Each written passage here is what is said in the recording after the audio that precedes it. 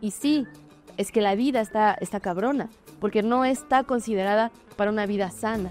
Y vivimos bajo un esquema capitalista y no conocemos otro. Si ya de por sí tenemos que existir, ¿cómo queremos existir?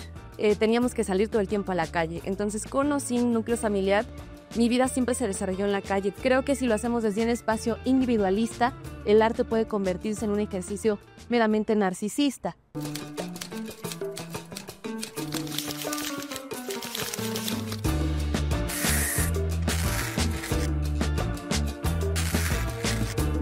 Bueno, mi nombre es Olin y yo estoy colaborando actualmente en distintos proyectos, en algunos con trayectoria más amplia que otros, pero todos me fascinan igual.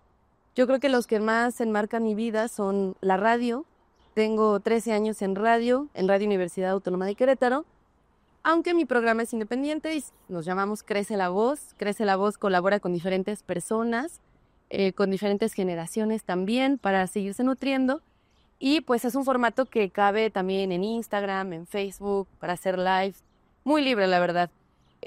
Como es un espacio sin fines de lucro, pues a veces prende la luz, a veces apaga la luz, pero ahí estamos todo el tiempo. Crece la Voz tiene 4 ejes: salud, arte, educación y política, como una pequeña trampa para hablar de todas las cosas que nos interesen. En realidad, en el programa yo solamente hago conducción y producción en radio, pero el programa se nutre siempre de diferentes invitados, invitadas e invitades con sus diferentes proyectos. También tenemos 13 años, este año empieza el tercero, de Base Lunar. Base Lunar es un estudio creativo antropovisual. Ahí manejamos 3 ejes: artes plásticas, arte digital y antropología aplicada, en colaboración con otros 2 cofundadores, mis queridos amigos y compañeros Gillo y Mariano, y pues Olin. Somos nosotros 3 quienes echamos a andar el proyecto, pero que actualmente y desde el programa Jóvenes Construyendo el Futuro empezó a nutrirse con un montón de identidades distintas, con gente maravillosa que año con año llegan como cruz de becarios, ¿no? Y becarias de todo hay. Entonces, pues estos son dinámicas donde hacemos arte digital, render, animación, reels, formatos quizá un poquito más editoriales, merch, logotipos, diseño de interiores, marcas.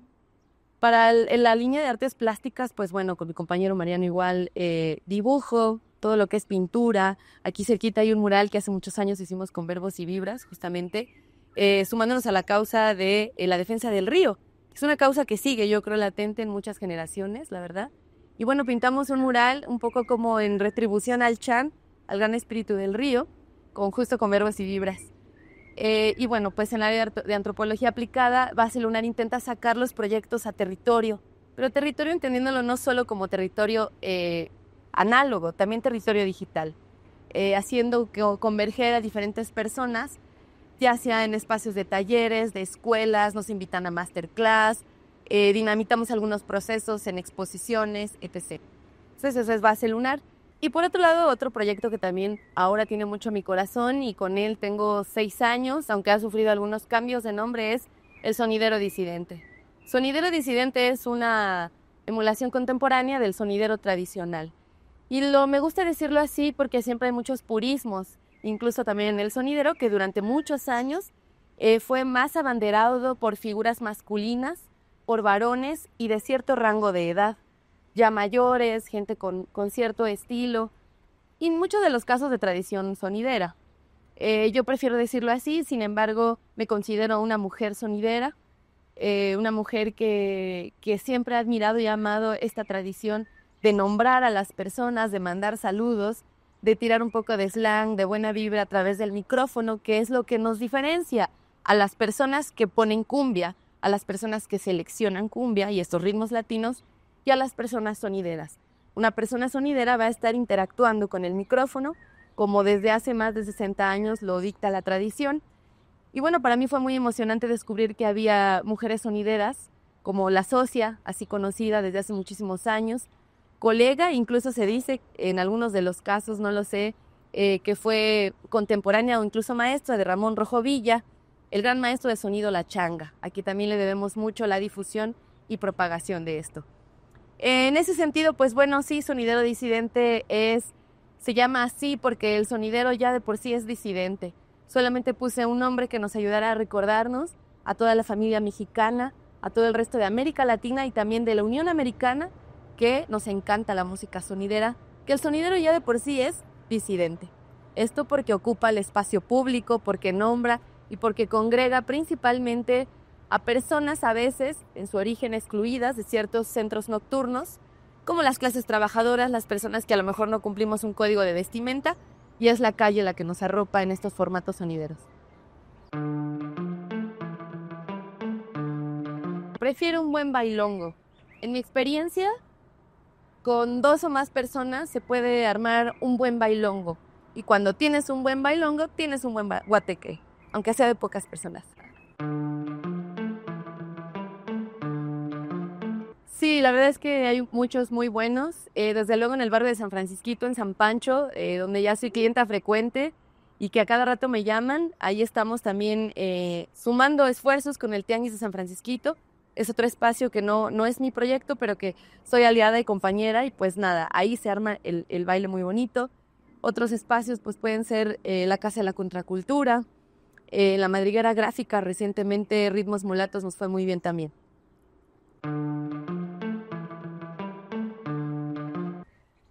La verdad que yo siempre he sido muy callejera, porque pues tuve que vivir sola muy joven por las condiciones familiares en las que crecí. Sin embargo, desde antes, por la actividad comercial que ejercíamos mi madre, mi hermano y yo, teníamos que salir todo el tiempo a la calle. Entonces, con o sin núcleo familiar, mi vida siempre se desarrolló en la calle. Por eso te puedo decir que mis mayores y mejores aprendizajes han sido en la calle. No quiero con esto desestimar lo que aprendemos en las aulas, porque hoy día soy docente y entonces para mí es muy importante la práctica dentro de las aulas, que es muy distinta a lo que aprendemos en la calle. Pero me he dado cuenta en muchos de los casos con colegas, con incluso maestros que admiro mucho, que cuando no hay una práctica en calle, por más que te llenes de libros y de sapiencia, falta un engranaje. Entonces la calle, por supuesto que hablan los muros, habla la expresión, por supuesto, artística, que es una de las cosas que más me gustan, a través del mural, a través del graffiti, a través de los paste, de esto que pegamos.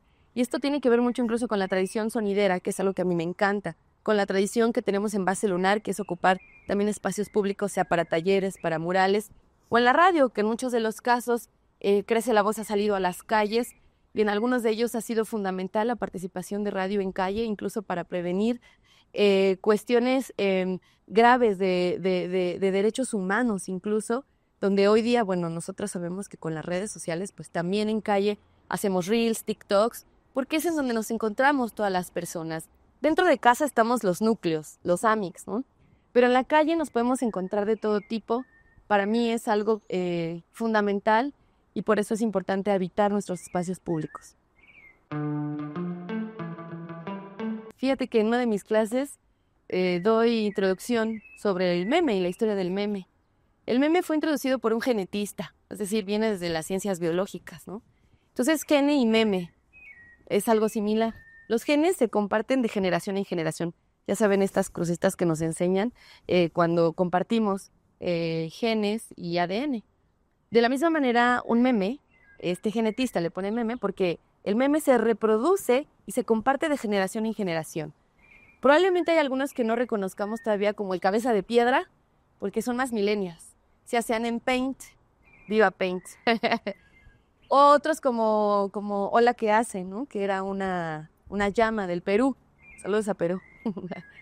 Creo que al compartir esto de generación en generación, me considero muy amante de los memes, de los michis, hoy día en términos contemporáneos, que son ese ansiolítico virtual en una sociedad contemporánea pospandémica.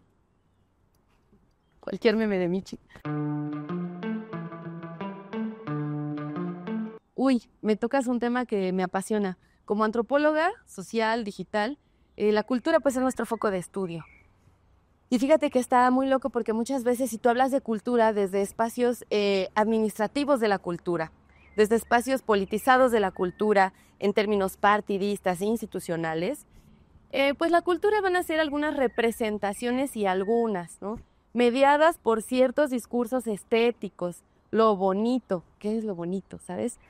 En nuestro Querétaro tenemos una lelé, esto ha sido dicho muchas veces, que es una representación cultural de nuestros pueblos originarios indígenas, que resisten hace más de 500 años, con una lengua originaria, reconociendo que esto no es folclorismo. Tenemos más de 68 lenguas vivas y 365 variantes dialectales en nuestro país, cosa que nos convierte en una de las riquezas más grandes, imagínate, ¿no? El español es el 69, ¿no? El castellano. Y entonces yo te puedo decir que una representación cultural en un semáforo, ¿no? Como le lee, mientras no hay espacios dignos para estas comunidades que son las que han sostenido este territorio con sus aguas, sus mantos acuíferos, lo que nos llevamos a la boca, por lo cual resistimos aquí, pues no es digno de llamarse un ejercicio cultural que viene desde las calles, aunque ellas son las que habitan las calles. Por poner un ejemplo, las menciono a ellas porque son mis maestras. Pero también cuando hablamos de las personas que hacen ejercicios culturales en calle, toma otro significado, porque igualmente podríamos regresar a este ejemplo. Son ellas quienes, a través de mostrar estas muñequitas que le han dado la vuelta al mundo, van mostrando cuál es su identidad, cuáles son los gustos y se van adaptando también a ejercicios culturales contemporáneos. Es un híbrido maravilloso porque en época de muertos ves a muñequitas vestidas con calaveritas. Empezamos a ver algunas muñequitas y muñequitos que por fin cambiaron el tono de piel, entonces la tela es distinta.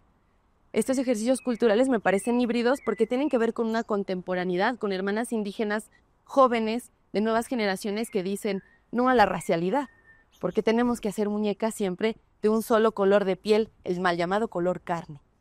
Entonces, fuera de eso, yo creo que la cultura en general es en realidad todos. Las manifestaciones culturales son un montón. La comida, la vestimenta, la música, la lengua. Pero las manifestaciones culturales artísticas, que es ahí donde me gusta detenerme, creo que no tienen cabida en otro espacio más puro que no sea la calle. Hay una ficción colonial que divide arte y artesanía. Y el arte entonces es la que está en un cubo y que se expone además en un cubo blanco, ¿no? La escuela de la Bauhaus hizo mucho trabajo respecto a ello, ¿no?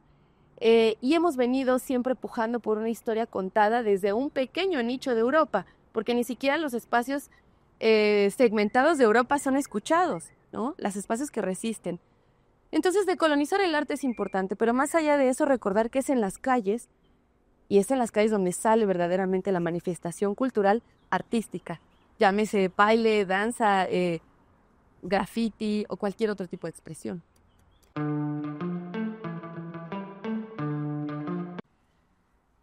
Bueno, fíjate que si me lo preguntas a mí como Olin, yo diría que sí, porque yo no concibo ninguno de mis proyectos si no es con la proximidad con la calle.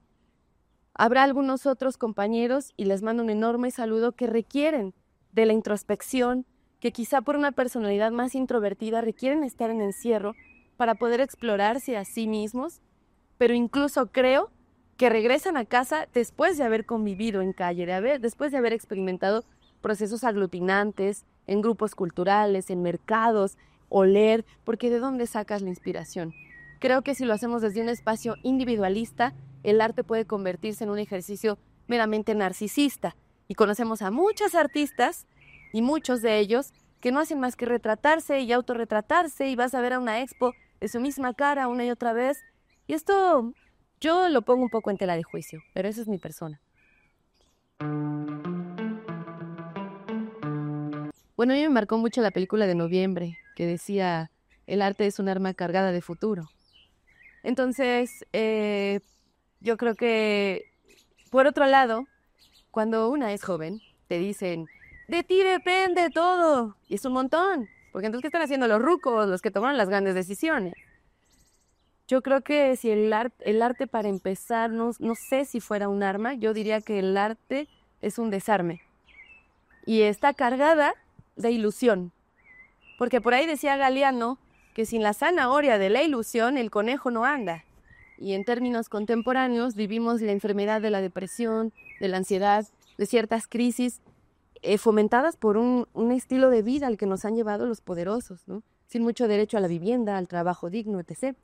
Entonces, cuando conservamos por lo menos la ilusión, que es lo que nos dan los michis, los memes, los animalitos, la naturaleza, a través del arte decimos, cámara, le voy a seguir adelante porque esto es lo que me da vida.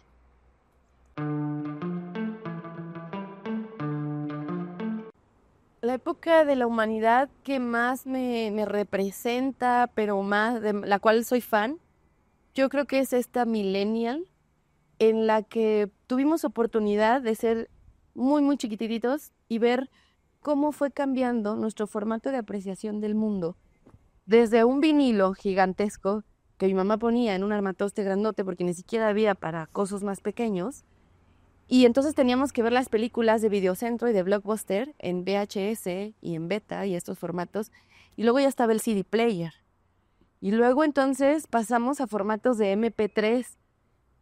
Conocimos lo que eran tecnologías digitales nuevas hasta que hoy día tenemos todo en un solo dispositivo móvil. Yo soy un amante de la tecnología digital.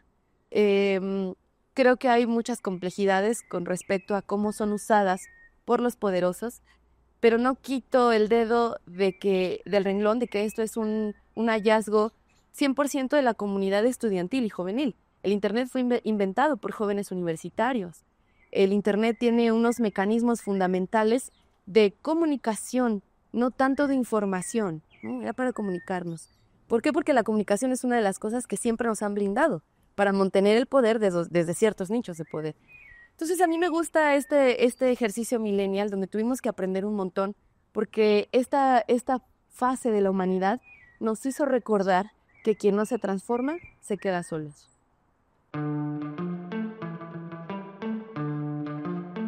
Creo que fui un poco ñoña, entonces me gustaban escuchar estos programas de radio donde había invitados platicando, yo creo que es mi influencia para Crece la Voz, platicando cosas, ¿no? Decían, el día de hoy viene de invitado una herbolaria, y ahí estabas escuchando, y esto por influencia de mi madre. Mi madre fue una gran amante de la radio, entonces creo que esto me gustaba mucho. A veces nos llegaba la señal de Ciudad de México, el fonógrafo, música ligada a tu recuerdo. Creo que era algo que me recordaba, había un perrito ahí poniendo vinilos, y creo que estos dos fueron, ¿no? La música siempre de antaño, el respeto a la vieja escuela, y la gente que iba compartiendo su conocimiento a través de la radio.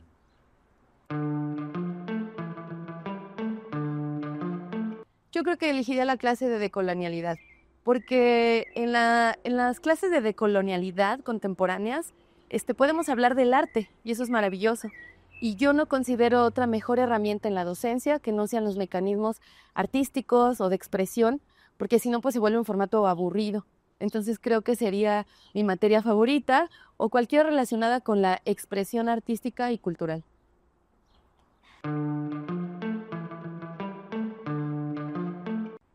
Creo más bien que es el ejercicio cultural con las diferentes manifestaciones artísticas lo que nos hace seguir a flote, lo que nos ayuda a resistir, la que no se deja. O sea, porque si dejaran más que la expresión artística y cultural brillara en todo su esplendor, con todas sus manifestaciones, todas sus identidades, las diferentes clases sociales y proyecciones, seríamos un país de primer mundo. Pero justamente me parece que aquí la pregunta la voy a cambiar un poco porque creo que es esta incidencia infernal de la clase social poderosa la que oprime este tipo de manifestaciones vinculativas, reflexivas, de encuentro, para que se pueda seguir sosteniendo a partir de dos premisas: el miedo y la culpa. El miedo y la culpa son herencia colonial. Es algo que no conocíamos. Ninguno de los sures globales, de estos piquitos que tú ves en el mapa. Latinoamérica, África, Asia. Con el efecto de la colonialidad, el miedo y la culpa es lo que nos empiezan a oprimir. ¿Pero qué oprimieron principalmente? Nuestro carácter artístico. Y el arte viene en todo. Las personas que se dedican a la cocina, Dios, o sea, son maestras, son magas. Las personas que se dedican a la producción, las personas que se dedican al textil, a hacer cestas, a hacer barro, a la alfarería, o sea, por donde le veamos, es nuestro anclaje a la resistencia de un mundo hostil, liderado por gente vengativa, estamos viviendo en un mundo en guerra, en tiempo real, cuando esto lo veíamos en libros de antaño. Entonces, en Querétaro tenemos un ejemplo muy claro: las leyes fascistas que hoy día están vigilando muros, pared, concreto, algo muerto, inerte, grava, eso que nuestros compañeros y maestros albañiles mezclan, que no es nada, que es la nada, la están vigilando todo el tiempo para que no existan manifestaciones artísticas y culturales. Entonces aquí la pregunta es, ¿por qué hacen esto? Y yo creo que es porque definitivamente ahí está nuestro poder. Y si México como país resiste, es gracias a sus manifestaciones artísticas y culturales en todo territorio mexicano, como te decía, si tenemos 68 lenguas indígenas, tenemos 68 formas de decirle fresa a la fresa, michi al michi, o como sea que se llame, ¿no?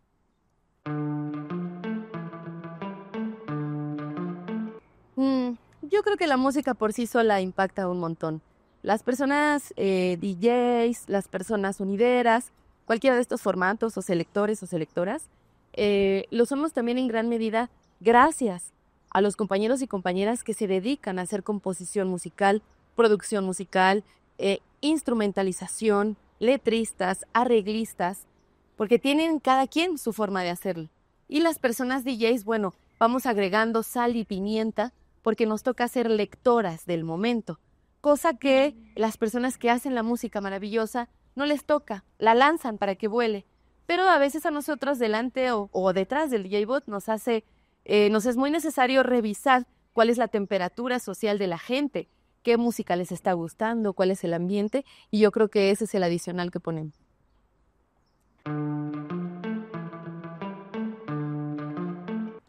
Los sonideros visibilizan la música popular que nace desde un sentir barrial, porque no siempre nace en los barrios. En algunas ocasiones hay la fortuna de que una casa, un estudio, una casa productora te llame, una firma, etc., una marca. Sin embargo, los sentires vienen del barrio. Entonces, la música sonidera principalmente visibiliza ese sentir. Si nos damos cuenta, a veces en la salsa, en un merengue, en una bachata, en una cumbia, hay tristeza, hay historias de vida, hay cosas incluso muy fuertes, hay mucha alegría también, hay radiografías culturales, hay etnografías sonoras, donde te van describiendo el territorio. Es decir, Bad Bunny no inventó nada nuevo con la silla blanca en un palmar. Esto lo venimos escuchando desde hace tiempo y creo que el sonidero, particularmente por su arraigo a esta música popular, la música popular que muchas veces no la música pop, que ya viene un poquito blanqueada, se escucha en la radio como la música pop, la música popular muchas veces desdeñada y señalada como música pues de barrio, de baja vibración, nunca falta tu Tuluminati que te salga con esa, o música naca incluso. Entonces yo creo que el sonidero visibiliza eso también, pero también el poder y el ejercicio que hay en la utilización de las calles. Insisto, aunque pocas veces he podido utilizar un espacio tan grande, reconozco a mis maestros sonideros, sobre todo cuando tengo la oportunidad de estar en Puebla, en Tlaxcala, en colonias como La Aragón, Tepito, que utilizan la calle y dicen, aquí cerramos la calle porque vamos a bailar, porque vamos a gozar. Y te voy a decir que una de las cosas más penadas para la clase trabajadora, para las mujeres, para las minorías, es el gozo y el placer. Por ahí había un político que decía, ¿cómo es posible que los albañiles estén echando su caguama? Pero hemos tenido presidentes bien teporochinis. Y nadie dice nada. Entonces, respetarnos en nuestros espacios de diversión, de conversión, es algo fundamental. Y a las clases trabajadoras casi siempre se les niega, porque somos las que sostenemos el mundo, ¿no? El pico de la desigualdad. Porque los que están hasta acá arriba pueden andar un lunes en yate, con un martini, y nadie les dice nada. Pero si tú el lunes cierras una calle y te pones a cotorrear con tus amigos, un pulquito, mire la mamá, la prima, el sobrino, la comadre, entonces es mal visto.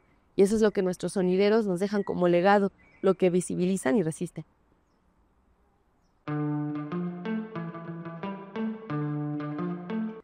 Yo creo que me quedaría con incidente. No presidimos nada, creo que incidir ya es un montón. Y pues sí, como a través de la insistencia, quizá un poco llevando la palabra de la cumbia.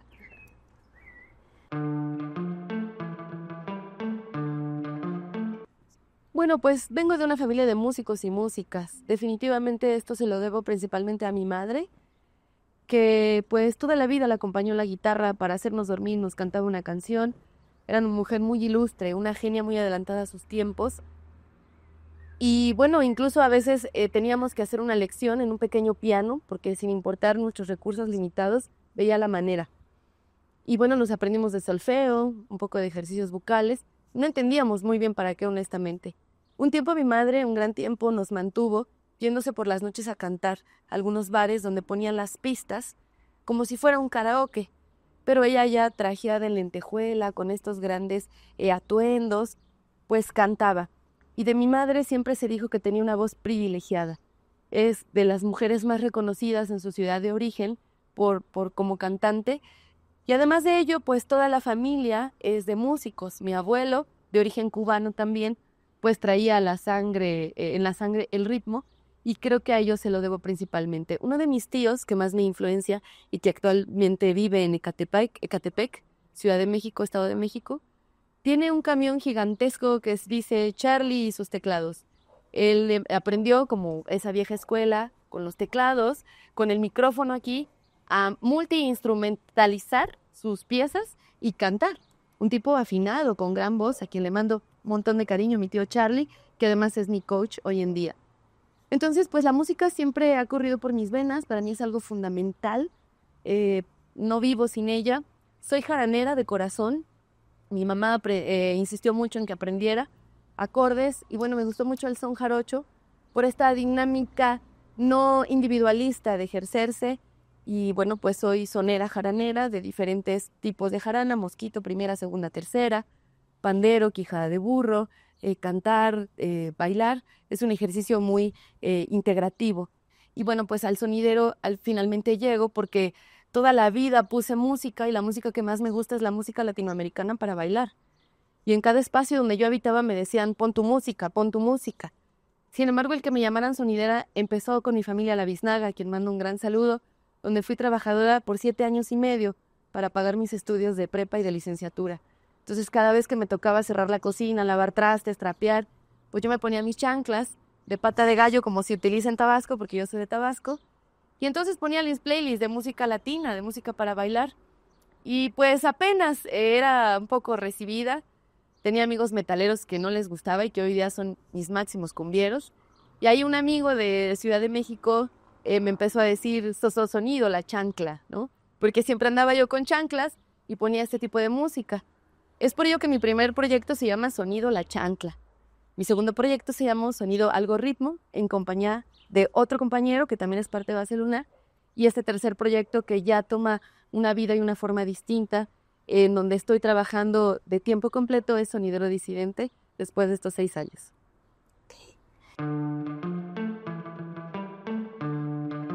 La resiliencia me hace pensar mucho en la albahaca. Una de mis maestras doctoras me dice que cuando nos sintamos mal hay que tomar té de albahaca, porque es de las plantas más resilientes. También recuerdo mucho la letra de Criminal de una banda mexicana llamada Hello Seahorse, y que decía, pues que todos tenemos una bestia que vive de nuestras lágrimas y fracasos, ¿no?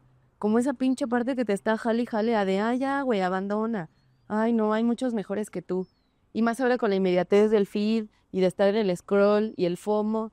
Fuck, dices, ya, güey, ya está hecho todo, yo ya no más. Estoy hablando específicamente de quienes hacemos arte a través de la cocina, a través del pan, una pizzería, de herramientas, de cualquier manifestación. Y entonces la misma canción decía, ¿no? Que habría que recordar que nuestro papel no es tanto insistir, sino existir. Entonces cuando pienso en resiliencia, pienso en, bueno, tenemos que existir, salvo las personas que deciden no hacerlo, que es muy respetable, que son muy pocas. La mayoría tenemos que seguir fletándonos. Entonces, si ya de por sí tenemos que existir, ¿cómo queremos existir? Y me parece que decidir cómo queremos existir es un acto de resiliencia, porque entonces tú decides, no es que te estén marcando la línea, como decir, no, pues es que tengo que ir al trabajo todo el tiempo, y pues ya, porque pues tengo mi familia. Bueno, ¿a qué tipo de trabajo quieres ir todo el tiempo? ¿Qué tipo de familia quieres configurar todo el tiempo, no? En esta clave, en estas decisiones, me parece que está la clave de la resiliencia, porque podemos devolvernos este poder de decidir cómo existir, y no que no lo impongan, ¿no? Por estos ejercicios de poder que vamos viendo.